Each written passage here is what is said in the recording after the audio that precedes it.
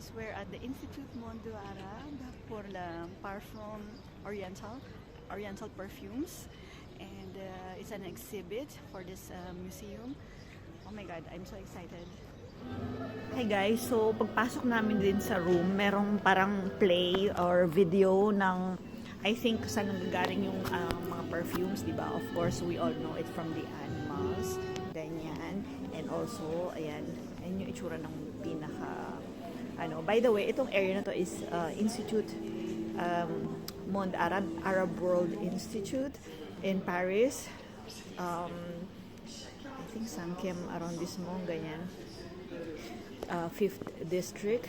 Ayan. Tapos, yung mga displays niya, guys, pag tumayo ka right in front yung isang may speaker na magsasalita and then i-explain niya yung scents. Ito, I think, is a machine for processing yung scents. Ganyan.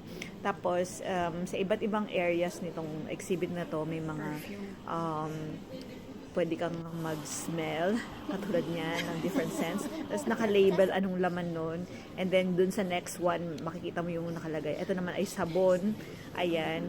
Aliw siya, guys. Tapos yung the whole room, ang dami niyang iba-ibang scents. Ganyan. Tapos may mga displays rin ng clothes, ganyan, tapos sa mga traditional cultural things sa Arab world kasi Arab nga na na institution to.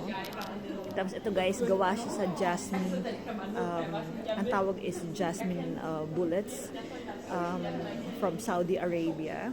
Tapos it was done especially for this exposition, ganyan. So, marami silang ginawa para maintain yung freshness ng jasmine before this.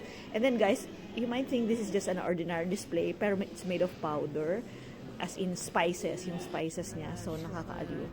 And then, pumunta na kami sa rooftop to check it out. Yung restaurant, by the way, may reservation. So, ayan. Kaya, nag-rooftop na lang kami.